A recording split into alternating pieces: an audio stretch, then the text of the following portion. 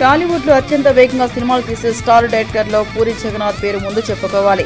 చాలా మంది దర్శకులు చెప్పిన తేదీకి సినిమా పూర్తి చేయలేక రిలీజ్ వాయిదా వేయాల్సిన పరిస్థితి కల్పిస్తారు. కానీ పూరి జగన్నాథ్ మాత్రం అనుకున్న దానికంటే ముందే సినిమాను ముగించి రిలీజ్ ప్రీపోన్ చేసుకునే వీలు కూడా కల్పిస్తాడు. నందమూరి బాలకృష్ణతో చేస్తున్న పైసా వసూలు విషయంలోనూ అదే జరుగుతోంది.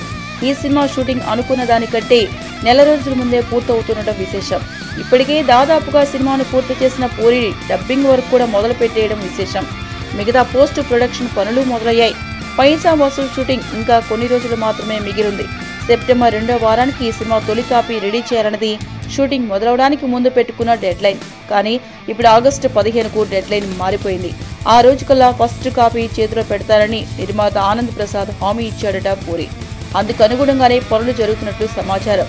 డ్రగ్స్ కేసు మెడకు చుట్టుకున్నప్పటికీ పూరి ఏమాత్రం కంగారు పడకుండా గత వారం రోజుల్లో చకచకా షూటింగ్ కానిచ్చేసినట్లు సమాచారం.